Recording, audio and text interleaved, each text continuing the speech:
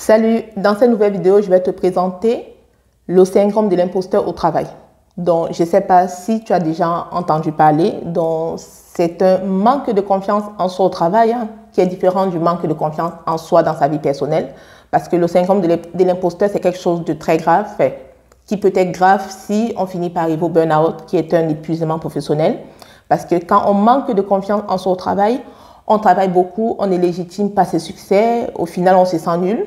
Voilà, et c'est comme ça qu'on finit même par tomber malade, voilà, parce qu'on se génère des stress et puis on finit par démissionner. Donc, c'est ça le syndrome de l'imposteur, manque de confiance en soi au travail. Ça peut être un travail salarié même ou un travail auto-entrepreneurial, parce que j'en ai connu, ce sont des symptômes que j'ai déjà pu identifier chez des personnes avec qui j'ai travaillé. Donc, le syndrome de l'imposteur, on va le retrouver beaucoup chez les débutants, des personnes qui commencent un poste, voilà, qui doutent, qui ne sont pas très sûrs, qui travaillent bien mais qui sont dans le doute permanent. Voilà. On va aussi retrouver le syndrome de l'imposteur chez des salariés qui sont même dans une entreprise, mais sauf qu'il y a certains événements personnels qui peuvent conduire au syndrome de l'imposteur. Par exemple, une maternité, un mariage, un bouleversement dans sa vie personnelle peut conduire au syndrome de l'imposteur.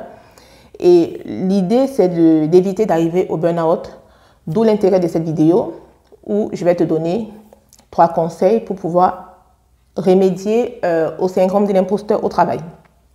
Donc, le premier des conseils, c'est de savoir lâcher prise au travail et dans tout ce qu'on fait. Très important de lâcher prise.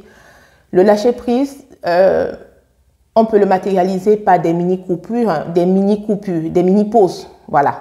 Au travail, donc savoir faire des pauses, quelle que soit la charge de travail. Déjà prendre une vraie pause sur son temps de pause. Sinon, se faire des petites pauses.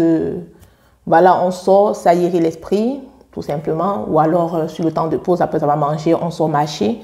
C'est très important pour évacuer quand on travaille, le lâcher prise.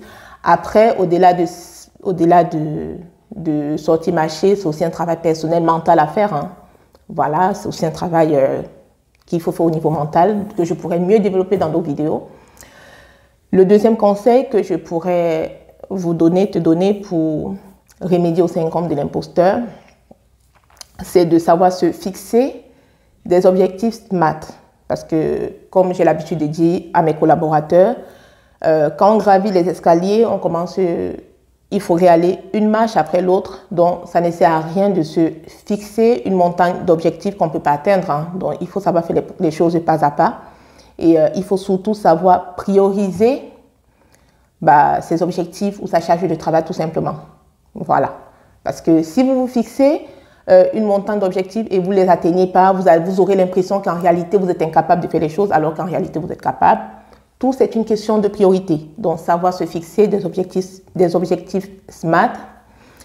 Et la dernière solution, c'est de savoir légitimer ses succès. Je le dis, ça semble banal, mais j'ai connu des collaborateurs qui ne savent pas légitimer leur succès. J'ai eu des collaboratrices, surtout une avec qui j'ai travaillé. Elle fait bien les choses, tu lui confies un travail, elle le fait. Tu essaies même de lui dire, ouais, tu as bien fait. Elle essaie toujours de dire, oui, mais voilà, c'est grâce à toi. Non, il faut savoir légitimer vos succès. Déjà, il faut savoir vous-même légitimer vos succès. Moi, je le fais constamment. Quand je fais bien une tâche, je m'auto-félicite. C'est pas être narcissique ou quoi que ce soit, mais c'est une façon de s'auto-encourager. Ça semble banal, mais si vous le faites, si vous appliquez ces 3 conseils, vous allez gagner en assurance au travail. Et vous serez plus à l'aise sur votre poste de travail, tout simplement, que ce soit un poste salarié même ou un poste auto-entrepreneurial. Parce que moi, aujourd'hui, je suis salarié et puis, bon, je suis auto-entrepreneur. Voilà. Donc, j'espère que ces conseils vous seront utiles, vont vous permettre de gagner plus en assurance à votre travail, tout simplement. Donc, si c'est le cas, n'hésitez pas à vous abonner à mon réseau Joyce RH, enseignement.rh. Et aussi, n'hésitez pas à parcourir ma boutique en ligne www.parfumdeluxe.com parce que, voilà, en plus d'être salarié, je développe des activités complémentaires à travers ma boutique en ligne www.parfumdeluxe.com où vous pourrez découvrir de super produits pour vous, des produits cosmétiques, des produits de bien-être, des produits ménagers et bien d'autres, de super produits, n'hésitez pas à parcourir ma boutique en ligne, à passer vos commandes. Et si vous êtes intéressé aussi par cette activité, n'hésitez pas à me laisser un petit message. Et je vous dis à très bientôt sur Joyce RH. Ciao!